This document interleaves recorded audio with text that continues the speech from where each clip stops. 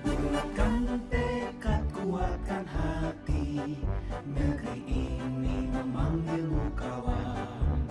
Belajar, bergerak, berbagi untuk negeri, guru penggerak, majukan pendidikan. Guru penggerak menghamba pada murid, kreatif rancang pembelajaran. Hargai potensi, tingkatkan prestasi, lahirkan profil pelajar Pancasila. Belajar, bergerak, berbagi untuk negeri, kita menjalin kolaborasi. Belajar, bergerak, berbagi untuk negeri, demi bakti pada Ibu Pertiwi.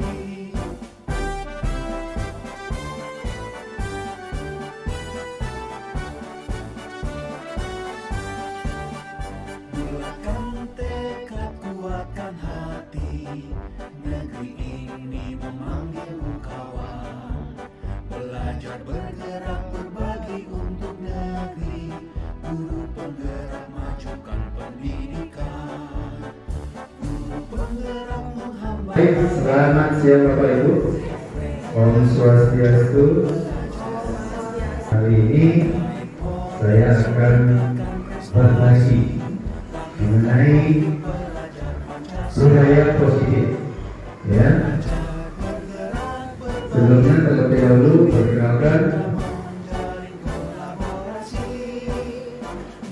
ya, saya Dika Deata, CUP Angkatan 7, Rotary Pasar, instansi dari SD Negeri 3 Serangan.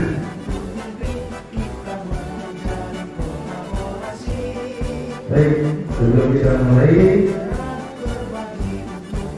kita punya keyakinan di dalam kelas berbagi ini, yaitu pertama, disiplin dalam kehadiran di kelas berbagi. Yang kedua, selalu berbagi dalam komunitas Sagiman, Sabtu berbagi ilmu dan pengalaman. Yang ketiga, bertanggung jawab dalam pembelajaran aktif. Mungkin apakah ada yang ditambahkan atau yang dikurangi Bapak Ibu dalam keyakinan kita dalam kelas berbagi? Ada yang menambahkan atau apa perlu dikurangi? Bagaimana Bapak Ibu? Ya, lanjut. Ya. Nah, pertanyaannya yang pertama Bapak Ibu, ini pertanyaan pemantik, setuju atau tidak setuju Bapak Ibu? Yang pertama, hukuman dapat mendisiplinkan anak.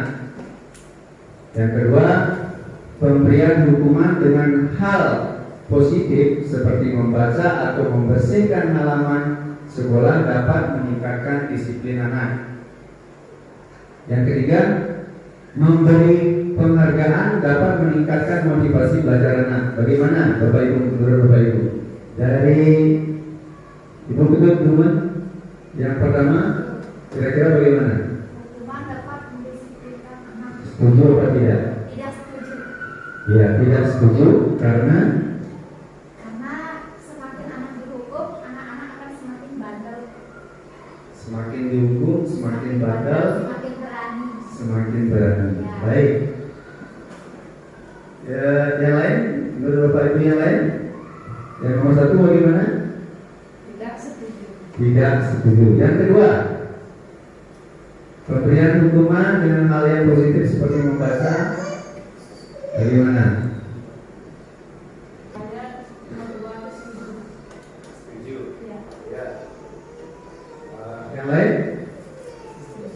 Jessica? Pemberian hukuman dengan hal positif seperti membaca atau membersihkan halaman sekolah dapat meningkatkan disiplin anak. Dibagikan universal. Terus yang kedua, teori motivasi, hukuman dan penghargaan, restitusi. Yang ketiga, keyakinan kelas. Keempat, kebutuhan dasar manusia. dunia berkualitas. Yang kelima, restitusi 5 posisi kontrol. Yang keenam, restitusi yaitu segitiga restitusi. Baik. Nah, perubahan paradigma teori kontrol atau teori pilihan. Ilusi guru mengontrol murid. Nah, ini anggapan guru itu mengontrol murid. Sebenarnya apa? Guru itu tidak bisa mengontrol murid, hanya muridlah yang memberikan izin untuk dirinya dikontrol. Ya, ilusi ini anggapan. Yang kedua, ilusi bahwa semua penguatan positif efektif dan bermanfaat. Ternyata ini penguatan positif ini hanya berjangka pendek saja. Ya, seperti tadi memberikan membaca dan lain sebagainya. Ilusi bahwa kritik dan membuat orang merasa.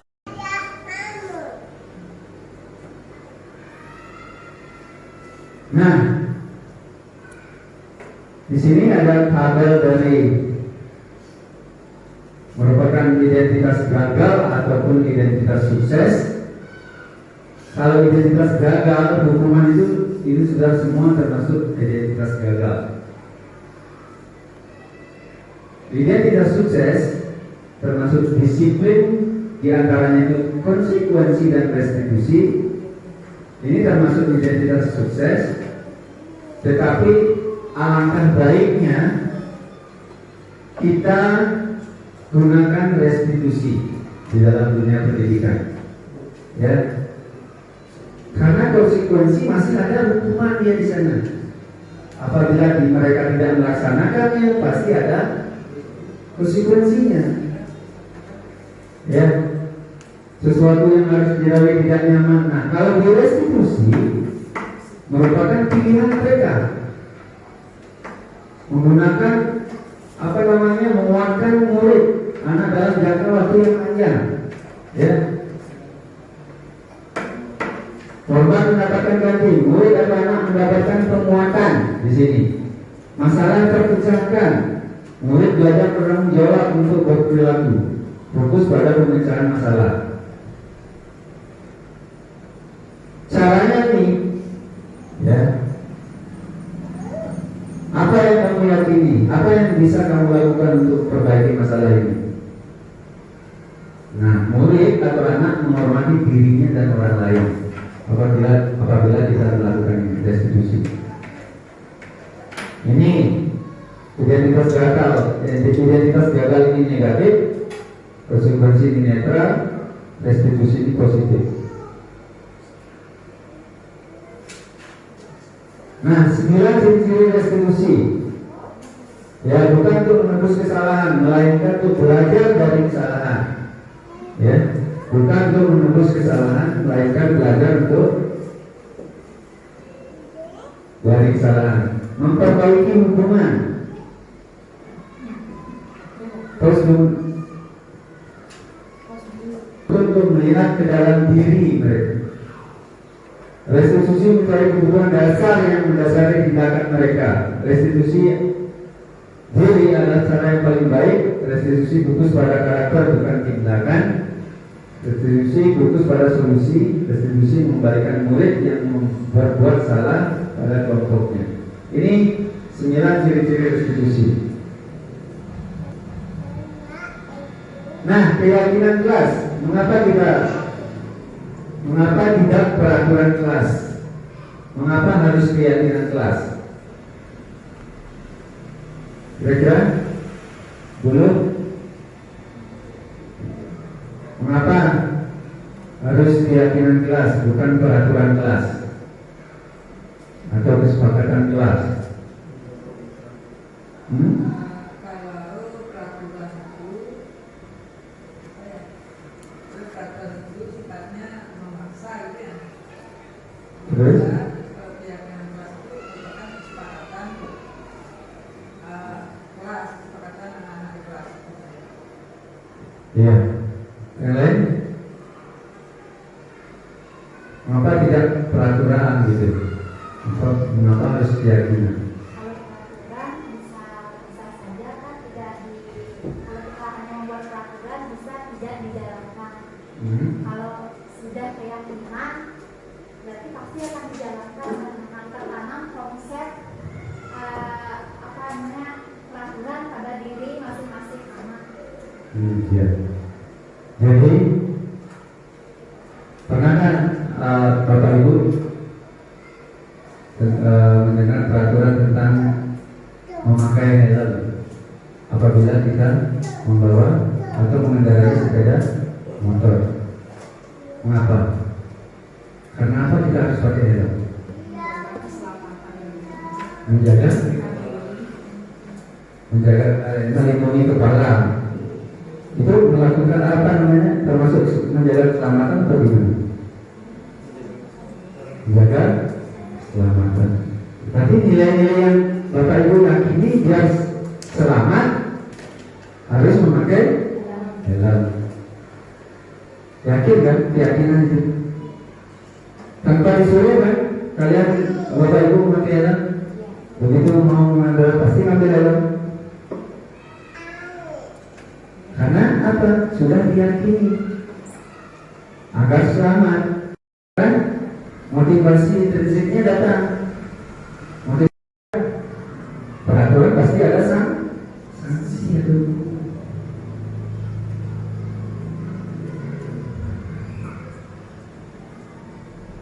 Berarti nilai-nilai seperti keselamatan, kesehatan, itulah namanya keyakinan. Sama juga di kelas, Bapak Ibu. Apa yang kita yakini di dalam kelas? Nilai-nilai kebajikan apa? Misalkan tadi Bobil belajar Pancasila. 1, beriman dan bertakwa. Itu nilai-nilai yang diyakini dalam kelas. Apalagi selain itu? Bergotong royong, ya, saling menghormati, saling menghargai. Itu saling menghormati, saling menghargai itu paling di bawahnya itu ada membuat tugas, belajar dengan tertib dan lain sebagainya. Ya, jadi ini untuk mendukung motivasi intrinsik, kembalilah ke nilai-nilai keyakinan lebih menggerakkan seseorang dibandingkan mengikuti serangkaian peraturan-peraturan. Jadi Bapak Ibu buat dulu keyakinan kelas di sini, di dalam kelas masing-masing. Ada pertanyaan?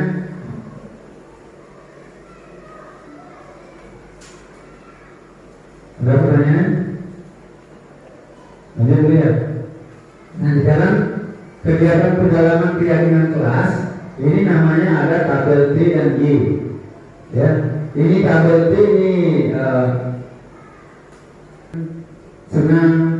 Ini tampak seperti belajar dengan senang, mengumpulkan tugas dengan tepat waktu. Ini dia di dalam bekerja. Kalau tidak tampak,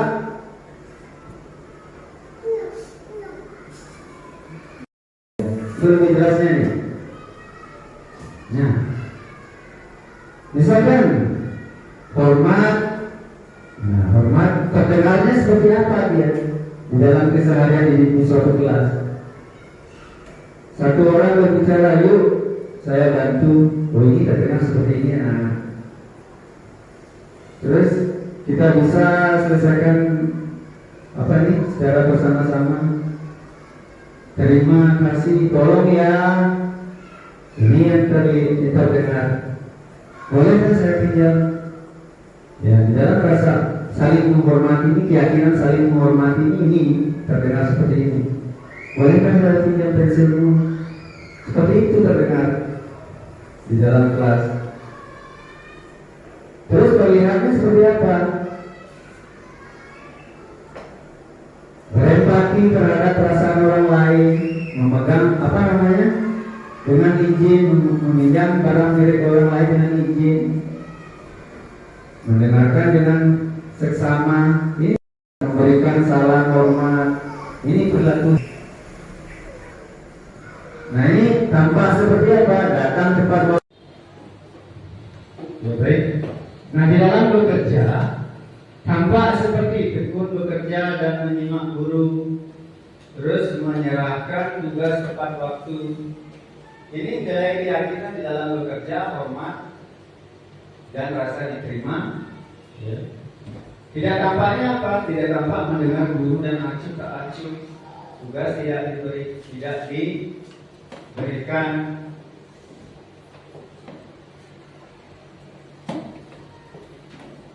Nah ini coba perhatikan. Selalu kembalikan buku ke tempatnya.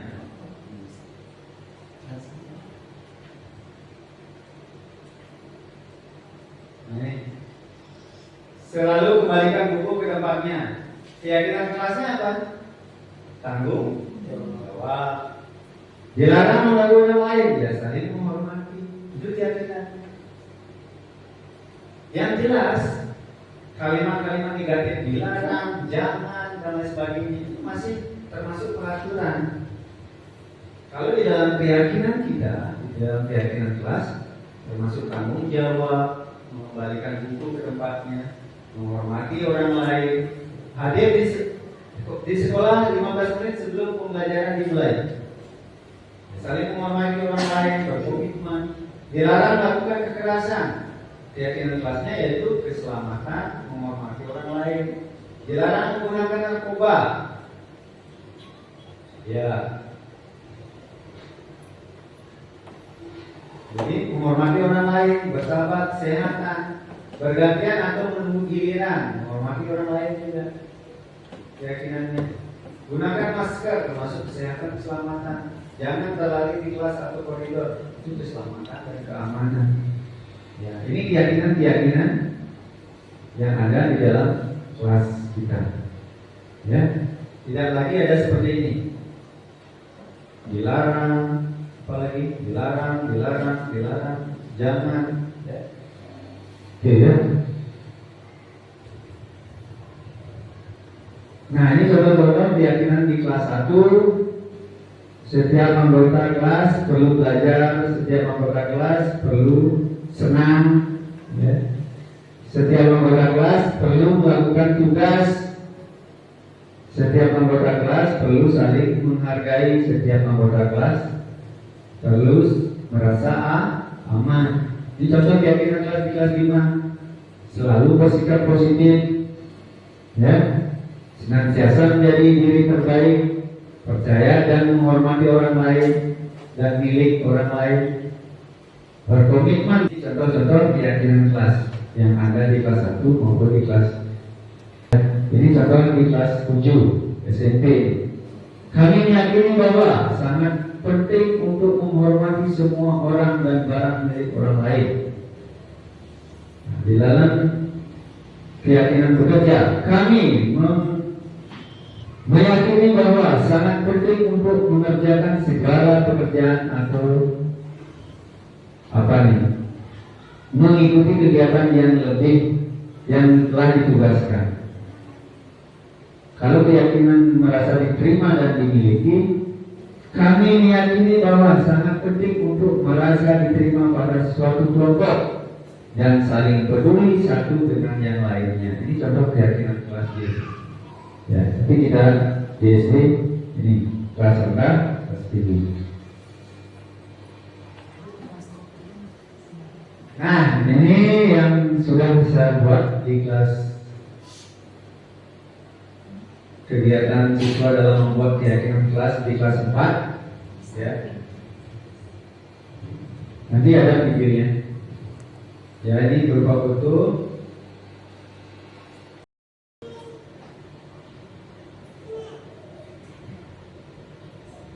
Setelah kita mengetahui hubungan pertama yang sebagian besar bersifat fisiologis, mari kita lihat kebutuhan kedua sampai kelima yang semuanya berhubungan dengan psikologis.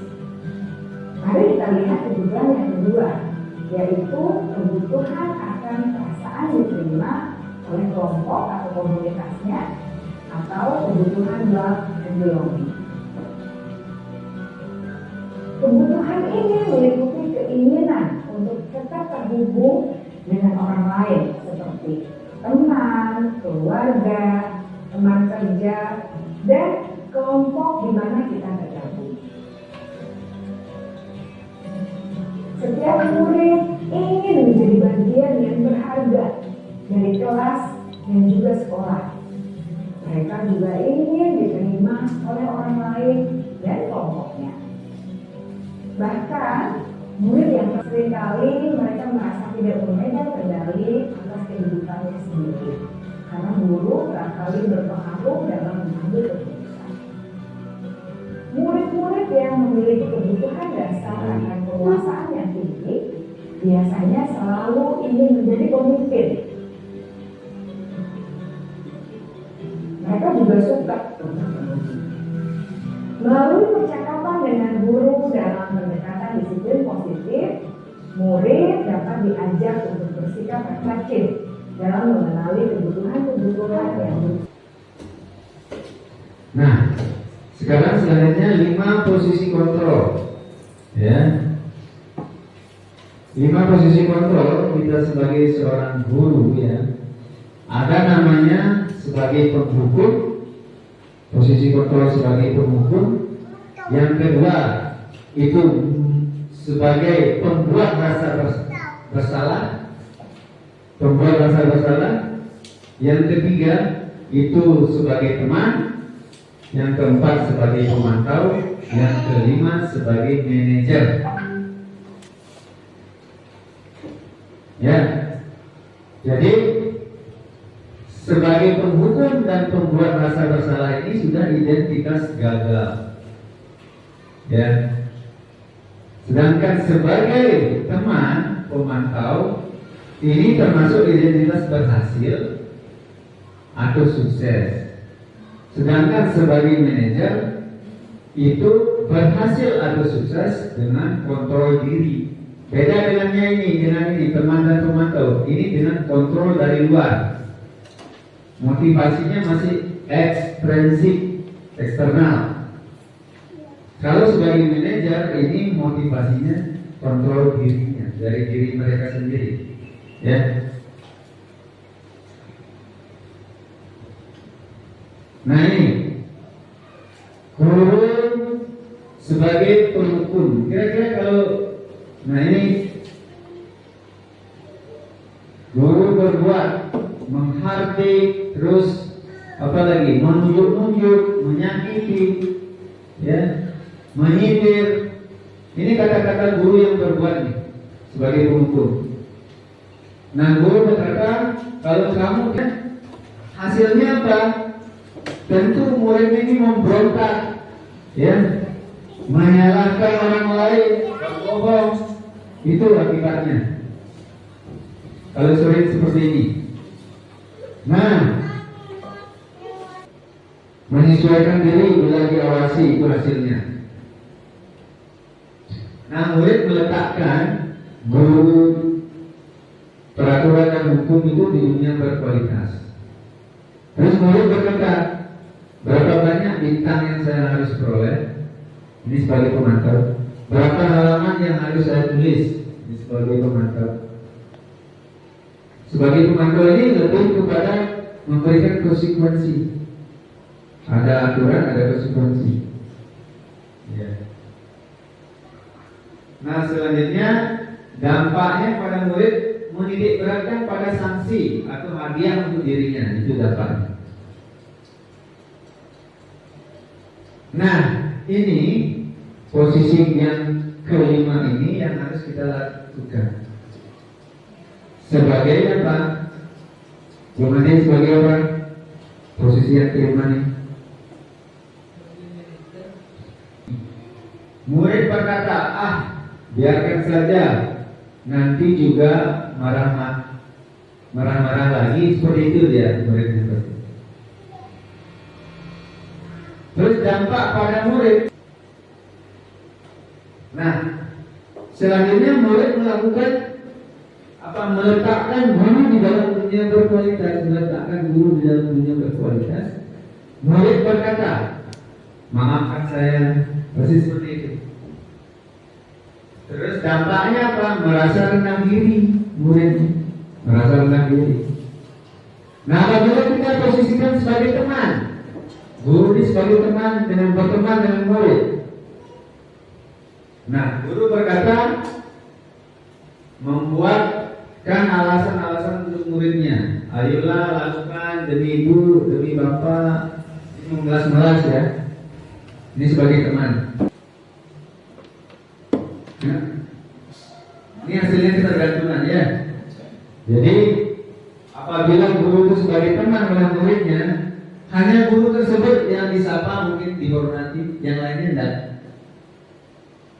Apabila kita bersikap atau sebagai teman, seperti itu. Nah, murid berkata seperti ini. Saya pikir bapak ibu, nah, teman saya ternyata begitu. Artinya dia meminta pembelaan apabila dia berbuat salah. Dampaknya pada siswa apa? Lemah, tidak mandiri, tergantung terus dengan guru tersebut. Nah, apabila sebagai pemantau menghitung dan mengukur, ini guru berbuat menghitung dan mengukur. Apa peraturannya? Pasti ditanyakan seperti itu. Apa peraturan yang kita sudah buat? Ini sebagai pemantau. Menyesuaikan diri bila diawasi, itu hasilnya. Nah, murid meletakkan guru peraturan dan hukum itu di dunia berkualitas. Terus murid berkata, berapa banyak bintang yang saya harus peroleh? Ini sebagai pemantau. Berapa halaman yang harus saya tulis? Ini sebagai pemantau. Sebagai pemantau ini lebih kepada memberikan konsekuensi. Ada aturan, ada konsekuensi. Ya. Nah, selanjutnya dampaknya pada murid menitik beratkan pada sanksi atau hadiah untuk dirinya, itu dampaknya. Nah, ini posisi yang kelima ini yang harus kita lakukan. Sebagai apa? Kemudian sebagai apa? Posisi yang kelima ini. Nah, itu tadi tentang restitusi dan 5 kebutuhan dasar manusia dan 5 posisi kontrol, ya. Nah, selanjutnya kita akan berbagi tentang segitiga restitusi. Segitiga restitusi yang dasar ini menstabilkan identitas terlebih dahulu. Setelah itu memvalidasi tindakan atau kebutuhan. Setelah itu baru menanyakan keyakinan yang kita sudah buat. Ini namanya segitiga restitusi. Nah, di dalam menstabilkan identitas, ini yang Bapak Ibu lakukan. Setiap orang pasti pernah melakukan kesalahan. Kamu bukan satu-satunya yang melakukan kesalahan. Jadi mereka buat nyaman dulu. Apabila anak-anak berbuat salah atau bagaimana ke kantor, buat nyaman dulu mereka. Ya, buat nyaman. Bagaimana kamu bukan satu-satunya yang melakukan kesalahan. Banyak kok.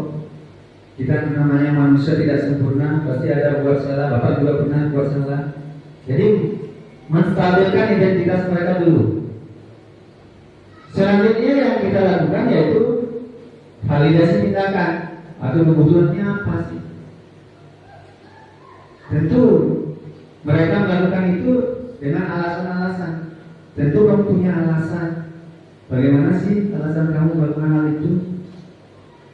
Adakah cara yang lain lebih efektif untuk mendapatkan apa yang kamu butuhkan? Ya, ini validasi dia, kebutuhannya apa? Kembali kita lagi ke 5 dasar kebutuhan manusia itu. Misalkan dia senang mengganggu, berarti penguasaan itu, powernya itu.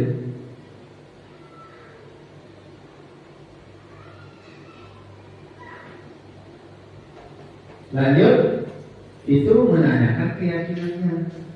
Nah, nilai-nilai apa seharusnya, apalagi itu? Ibu kecewa, ini membuat rasa bersalah. Kamu menjadi orang yang seperti apa?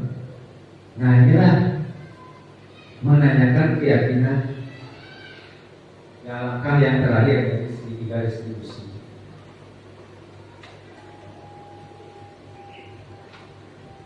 Nah, ini yang sudah saya lakukan.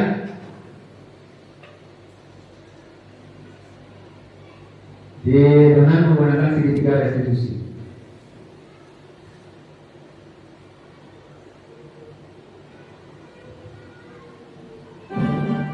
Mulakan tekad kuatkan hati, negeri ini memanggil kawan. Belajar bergerak berbagi untuk hati, untuk bergerak maju. Kasus pertama.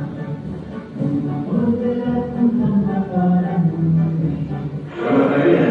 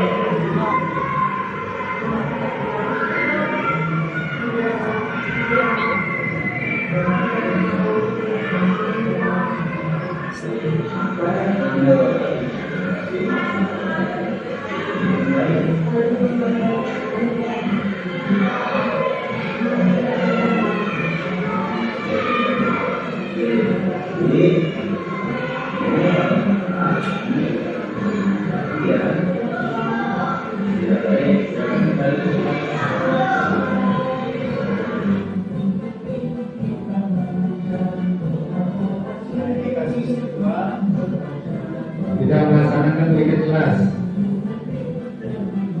Ini rancangannya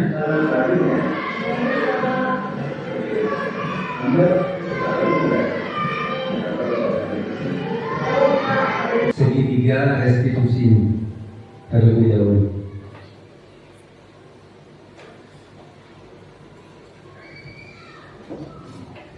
Nah, ini keyakinan kelas beberapa sudah saya sudah saya share di YouTube, ya.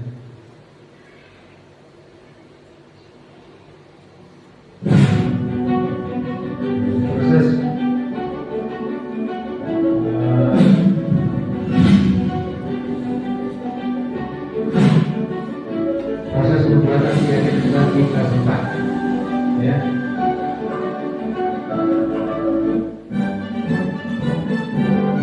Keyakinan yang kita sepakati, ya, keyakinan kelas saling menghormati, menghargai antar warga kelas, bertanggung jawab terhadap tugas kelas dan piket, bertanya apabila belum paham, saling berdiskusi, saling membantu dalam bekerja bakti, berkomitmen mendengarkan guru yang sedang berbicara di depan kelas, ya.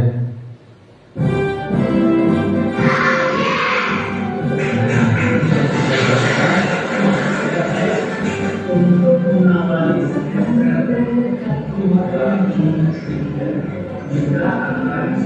lumayan nih 12 menit. Tambahkan sedikit dulu soal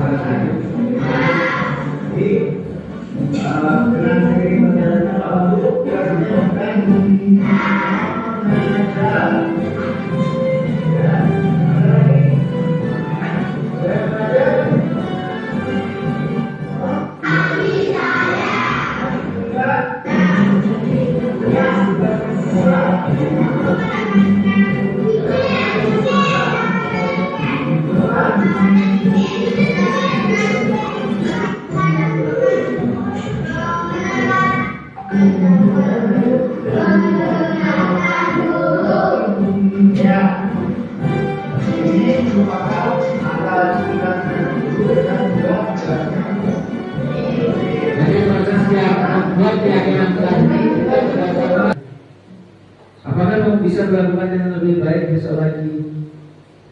Nah ini validasi tindakan yang salah.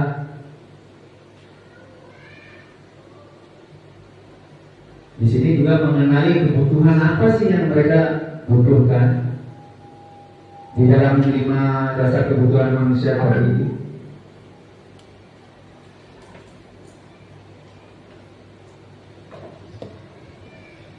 Nah selanjutnya baru menanyakan keyakinan. Ini melihat kesalahannya dihubungkan dengan norma sosial, nilai-nilai yang mendasari manusia berinteraksi dengan orang lain. Apa sih nilai yang kita percaya di kelas atau nilai keyakinan yang kita percaya di kelas? Nilai-nilai universal apa yang telah kita sepakati di kelas? Kelas yang ideal itu seperti apa sih? Kamu ingin jadi anak seperti apa? Apa yang kamu rasakan ketika kamu melakukan itu? Kamu menjadi orang yang seperti apa? Nah inilah menanyakan keyakinan. Langkah yang terakhir dari segitiga restitusi.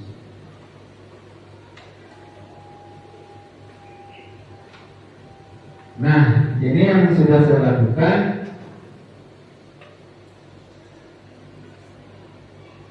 Dengan menggunakan segitiga restitusi.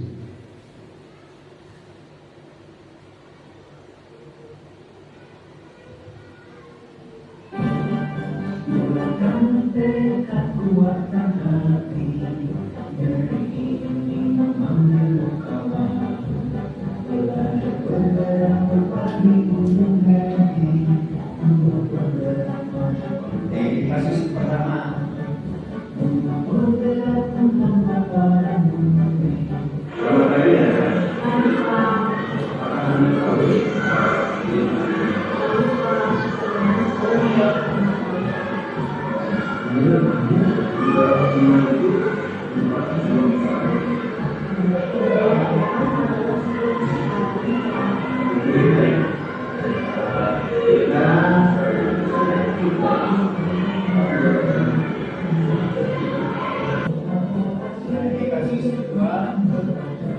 Kita melaksanakan weekend kelas. Ini pelaksananya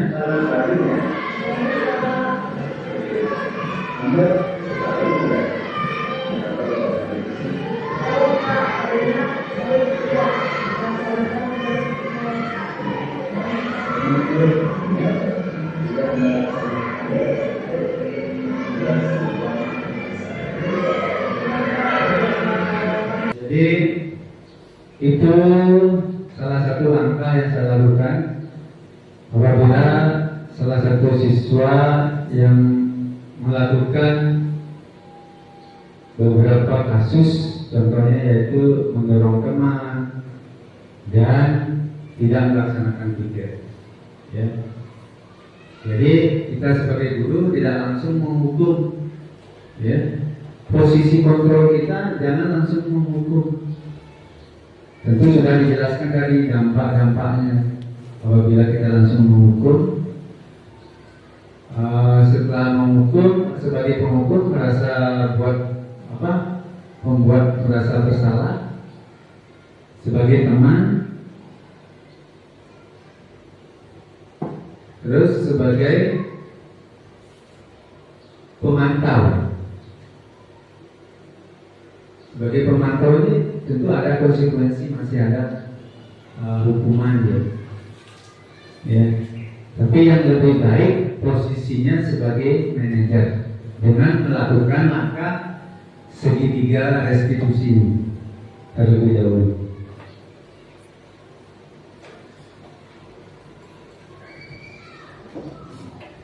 Nah, ini keyakinan kelas beberapa sudah saya sudah saya share di YouTube, ya.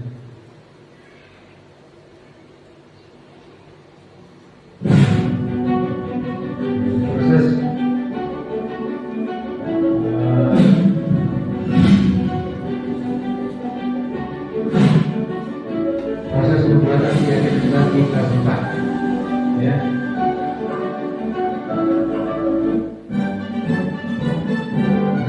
Keyakinan yang kita sepakati, ya, keyakinan kelas saling menghormati, menghargai antar warga kelas, bertanggung jawab terhadap tugas kelas dan piket, bertanya apabila belum paham, saling berdiskusi, saling membantu dalam bekerja bakti, berkomitmen mendengarkan guru yang sedang berbicara di depan kelas. Ya.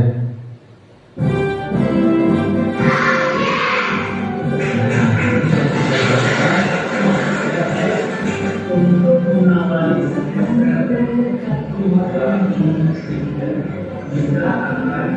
Ini lumayan ya, 12 menit. Akan menambah sedikit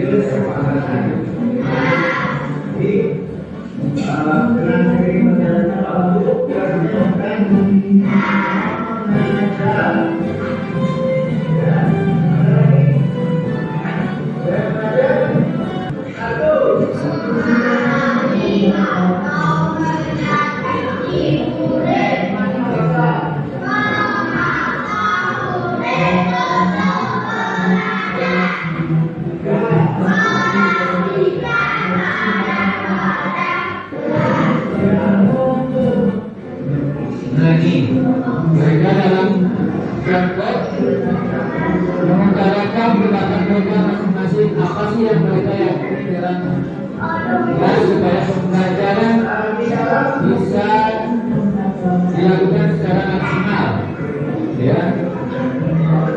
Ini mereka dalam kelompok belum berikut untuk membuat keyakinan dan mempresentasikan di depan kelas apa yang mereka sudah tulis.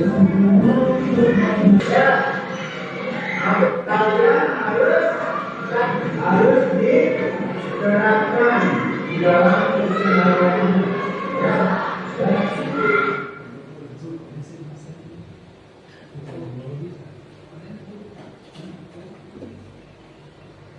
Pemaparan dari saya di kelas berbagi ini. Nah, kita sekarang waktunya melakukan refleksi, ya. Apa yang sudah Bapak Ibu amati tentang budaya positif yang sudah dipaparkan, mungkin dari Ibu Guru Ratna. Terima kasih atas waktunya. Setelah saya menyimak hasil dari pemaparan Pak Kadek tentang 3 jenis pendisiplinan, di mana diantaranya adalah tentang hukuman, konsekuensi, dan restitusi, di mana di dalam ketiga jenis ini kita lebih mengedepankan tentang restitusi, yaitu di mana proses menciptakan kondisi murid untuk memperbaiki kesalahannya, bukan bersifat untuk memberikan hukuman atau konsekuensi. Jadi di mana kita harus lebih menanamkan keyakinan daripada kita menanamkan peraturan. Jadi lebih memberikan keyakinan kepada anak-anak untuk memperbaiki dirinya, dan agar mereka lebih yakin tentang apa sih kesalahan yang telah mereka perbuat dan bagaimana cara memperbaikinya. Sekian dari dia. Di dalam ketiga jenis ini kita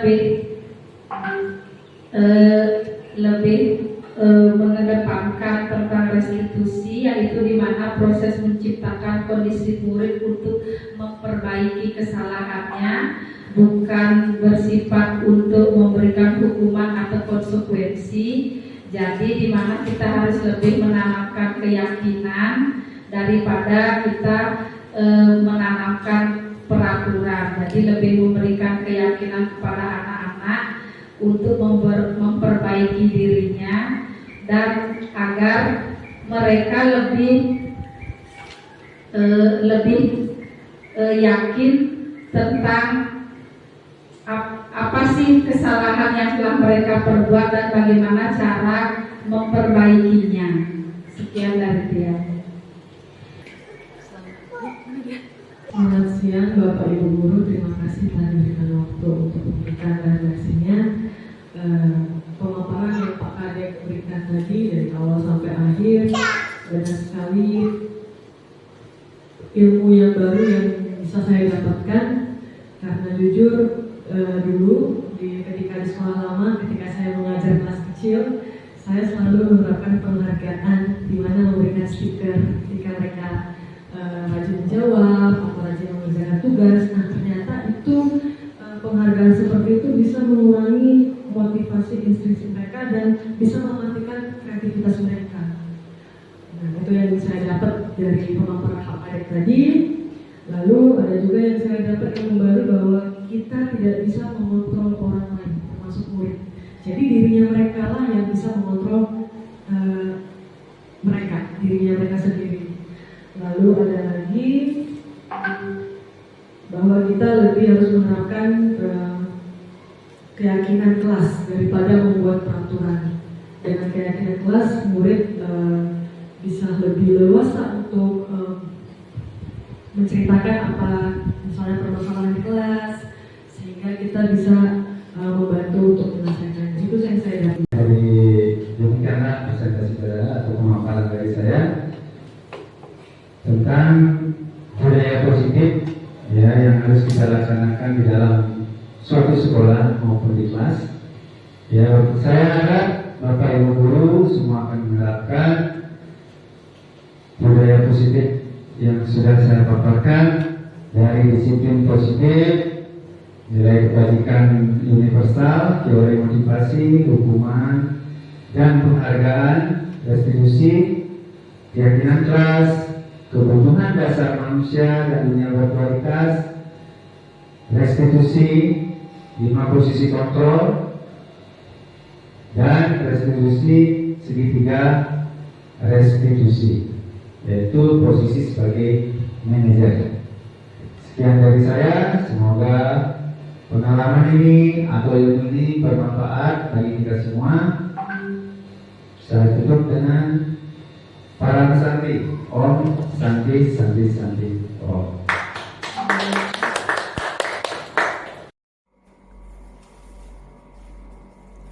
Om Swastiastu. Perkenalkan, nama saya Niloh Sudiarti SPD, Kepala Sekolah SD Negeri 3 Serangan. Pada kesempatan ini, saya atas nama pribadi dan pimpinan mengucapkan banyak terima kasih kepada Bapak Ibu Guru yang sudah memberikan apresiasi dalam peningkatan mutu guru, dalam peningkatan profesional guru di SD Negeri 3 Serangan ini. Khususnya kepada salah satu guru kami yang bernama Kadek Arta SPD SD yang menjadi calon guru penggerak angkatan ke-7 di Kota Denpasar, di mana calon guru penggerak ini diharapkan bisa menjadi motivasi kepada guru-guru yang lain di dalam melaksanakan tugas-tugas kesehariannya selaku guru. Apapun yang telah dilakukan oleh salah satu guru kami yang telah melakukan pengimbasan, mudah-mudahan bisa memotivasi guru-guru yang lain dalam usaha untuk meningkatkan mutu pendidikan, khususnya di SD Negeri 3 Serangan ini. Untuk guru-guru yang lainnya, agar tidak henti-henti mengisi diri, meningkatkan diri, mengingat kita harus berubah sesuai dengan tuntutan kita sekarang. Sekian yang dapat saya sampaikan. Saya ucapkan terima kasih atas segala waktunya. Saya tutup dengan Parami Santi. Om Santi, Santi, Santi, Om. Sudah diberikan oleh Pak Kade, di mana ilmunya sangat bermanfaat sekali bagi kita sebagai guru. Jadi lebih membuka lagi ilmu yang sudah diberikan. Tinggal nanti bagaimana kita mengaplikasikannya kepada anak-anak didik. Semoga nantinya bisa menjadi guru yang lebih diharapkan dan bisa menerapkan 5 kebutuhan dasar manusia tersebut. Terima kasih. Om Swastiastu. Perkenalkan, nama saya Imade Farda Ginandana, siswa kelas 4 SD 3 Serangan. Wali kelas saya Ipak Kade Arte. Kami bersama-sama telah membuat keyakinan kelas. Dengan adanya keyakinan kelas, kami belajar tentang nilai-nilai positif. Kami akan melaksanakan keyakinan kelas tersebut agar menjadi siswa yang lebih baik. Terima kasih. Om Santi, Santi, Santi, Om. Om Swastiastu. Perkenalkan, nama saya Nikade Devita Maharani. Saya kelas 4. Wali kelas saya adalah Bapak Kade Harta. Kami bersama-sama membuat keyakinan kelas. Dengan adanya keyakinan kelas, kami belajar tentang nilai-nilai positif, membuat kami menjadi siswa yang lebih baik lagi. Terima kasih. Om Santi, Santi, Santi, Om.